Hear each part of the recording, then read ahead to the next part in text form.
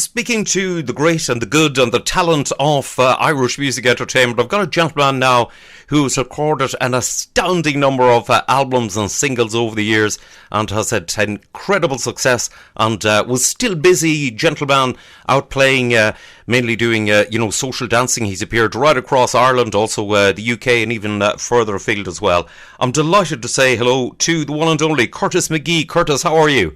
I'm grand, Jerry. Thank you very much. Yes, doing great. Lovely. You're needless to say, you're not the same as everybody else. You're not a busy man out playing at the moment. We're not busy at all. We're busy in other fields now. I've turned myself on now to a singing decorator. So I've decorated every room in my house since this lockdown began, and I've been painting and doing things all around the house.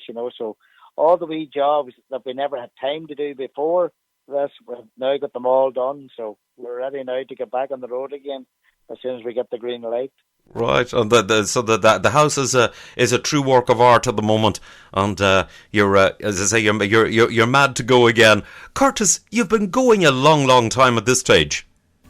I have indeed. Yes, I actually over 35 years in the business. So I'm 30 years as a professional artist. Go way back to 1990 when I took the music business up as my profession. I was lucky enough then in 1992 to meet Terry Corrigan, which was known then as Irish Video and Record Supplies up in Dungannon, who are now known as Music City, and I've recorded 36 albums for Terry in that space of time, and I think I've done about 13 DVDs as well. So it seems a long time ago, but yeah, I've enjoyed it, and I still enjoy doing what I'm doing. So it's just a pity at this moment in time that we're not able to do what we do enjoy doing. So it's just a matter of just sitting waiting now. Indeed, so that is an incredible amount of material that you've recorded over the years. It is indeed. I was adding up one day. I was actually going through. I made a list of all the songs that I've recorded. As I say, I've recorded 36 albums, and that covers everything. I've done Christmas albums. I've done 2 gospel albums, and I've done way back at that line dance album when that was popular. And all the different music sing-alongs was a big thing. Way at the start for me as well, where you had 30, 40 or 50 songs on an album. So that was a big thing. My albums now tend to be, I still throw in a mixture of medleys because they're still popular, but I would still have full songs and gospel songs and things like that, and the different albums. So it's quite a mix now on all my albums.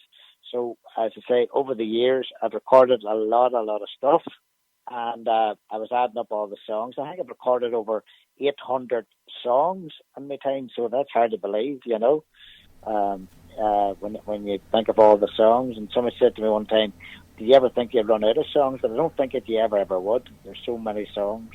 What? That's an astounding amount. That's an astounding amount of material. It's an astounding amount of songs to actually remember, Curtis.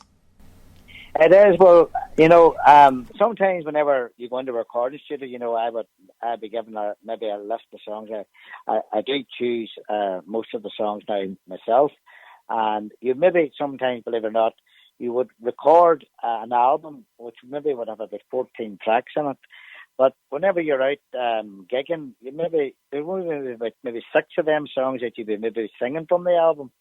And then maybe the rest of the songs, you maybe record them, but you would never do them live. And I've seen me in places at times, people would come up and say, oh, would you sing the song about this, or the song about that, or the song about the tractor? And I said, well, unfortunately, that one is not my program because I don't do it. Oh, but you recorded it in the recording studio. And I says, yes. But as I say, there's so many songs. Like, as I say, I've recorded over 800 songs. So at the end of the day, I can't sing 800 songs in my night. So there's a lot of stuff that gets left behind, But I tend to pick the songs that's popular and pick the songs that people know, So that's the whole secret of it, is never sing a song that you don't know yourself and you're not comfortable singing, always sing one that you are comfortable singing. Yes, that's that I think is the secret of it. If not a good thing to do a song that you're not into yourself. Well, I remember one time I was talking to Daniel O'Donnell one time, and Daniel came up with, he was telling me a good one. I was saying about many songs I'd recorded, and like he's recorded hundreds of songs as well over the years. And I says to him about a song, with picking songs, and he says, if the postman can't whistle it, he says, don't sing it. I thought it was a good one to always remember. Yes, definitely. That's that's not a bad not a bad policy at all. And there's many times you've taken out quite a number indeed of original songs. Like for example, Fun at the Fair, etc. Yeah, well, this past few years too, I've actually been blessed to meet great songwriters, and there's a lot of great songwriters here now in Ireland, and people give you songs all the time, but again, somebody could give you a song, and I always say, unless that the song jumps out at you, in a musical way, and you say, oh, that's a great song, yeah, that suits me, and you just know it whenever that you hear it for the first time, and you're comfortable with it, there people, as I said, will give you songs, but at the end of the day, you just say, no, that's not for me. That's maybe for somebody else. And as I say, feel comfortable in the song that you've been given, and if you feel that you can put your own stamp on it and do a good job, well, that's what you do. And as I say, I've met a lot of great songwriters here, and there's a fella here in Northern Ireland, and he writes a song for me for nearly every album that I do. I record with him, and his name is Jared Dornan. Jared is part of the group called Country Harmony, and Jared has his own recording studio. I've recorded now my last 5 or 6 albums with Jared, and he's wrote me some great songs over this past few years. And in fact, for my new album, which will be coming out later this year, he's wrote me a lovely song called From Ireland to Nashville, because earlier last year in November, I actually got to go to Nashville. I went on holidays in Nashville for the first time ever. I'd never been to Nashville, and it was always a dream of mine, and always something that I said that I planned to do. So last November, I got the chance to go, and I went, and I thoroughly enjoyed it, and all the experiences and all I had. And when I come back, I was so excited with everything that I'd seen and done. And I also got the chance to sing out in Nashville as well, because I was given the opportunity to sing at the Cowboy Church, which is held in Nashville every Sunday. And it's run by a man called Pastor Harry Yates. That's it. And he's married to Johnny Cash's sister, Joanne. And I got the opportunity to go and sing in the Cowboy Church on the Sunday. And I sang 2 gospel tracks. I was along with a full live band and backing singers, which was absolutely brilliant. It's something that I'll never ever forget. So whenever I come back after doing that, and well, I've been to the Grand Ole Opry and experienced all the things backstage and all. It was absolutely brilliant. Went and seen all the museums, and even went to Graceland in Memphis to see Elvis's place, and came back and did all the things and visited all the honky-tonk bars and seen the great country music bands and all the plays there. And when I did return then, Jared had written a song for me called From Ireland to Nashville. So I had to record it, and hopefully now you're going to get a chance to hear it on your programme. Excellent stuff. Good what it is too. And Jared Dornan actually has, I'll have to say, you're mentioning him there, he has written quite a lot of material. He has. He's written a lot of stuff. He actually wrote the song "Your Health Is Your Wealth," which is a great song, and I know that a lot of artists have recorded that over the year. Even Daniel has recorded, and Philomena and Hugo. There's a lot of artists. it's a great. And Mike Denver, he's recorded as well. So he's recorded a lot. I think Olivia Douglas, her latest single. Jared wrote that as well. So he's a very, very, very good songwriter. He wrote songs for me in the past as well. One of the songs that he did write for me was a song almost about 9 years ago, I think it was. He wrote me a song about the Titanic, you know, because the Titanic had it was to commemorate the 100th anniversary of the sinking of the Titanic at that time. So he wrote me this lovely song about the Titanic, and that was one of the first songs that he wrote for me. And every album that I've done since, he always comes up with a new song for me, you know. Gee, that's an amazing talent. It is a great talent, you know what I mean? It's something, I think that's an actual gift, you know what I mean, to be able to write good songs.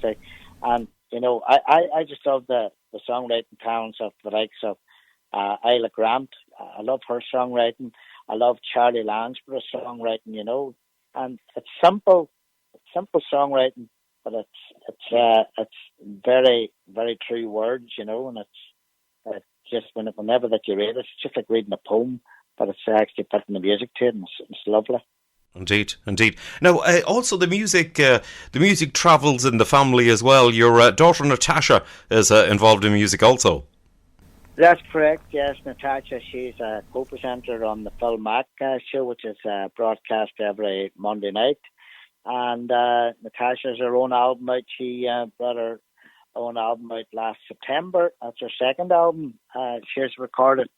And she's great interest in music as well. And as I say, she does the show with Phil Mac. And if she's at home here, whenever she does get home, because she actually lives over in England now. She lives in Weybridge in Surrey. And whenever she does get the chance to come home, she still gets a chance to do a few songs here as well. Excellent stuff. Excellent. So it obviously travels in the genes, Curtis. It definitely does. Yeah. Yeah. It's on the genes. Yeah, Curtis, you well done. I'll have to say on all your success and all your work. You've definitely travelled far and wide. You've travelled the highways, the lowways, and the byways right across Ireland and the UK over the years. We have indeed. Like I've been going over to the UK now for over 25 years, you know, and I've played all over. And then I've actually played. I used to do a lot of holidays in Spain and Portugal, and my travels even took me as far away as Australia and America as well. So I've been blessed, you know. But as I always say, there's no place like home, and it's been nice this past few months. I think that's been the actual good part of all this, you know. Of the lockdown and that, because I've had time to spend at home and get things done about the house, you know, which I never do get the chance because I'm always so busy and I'm always on the road.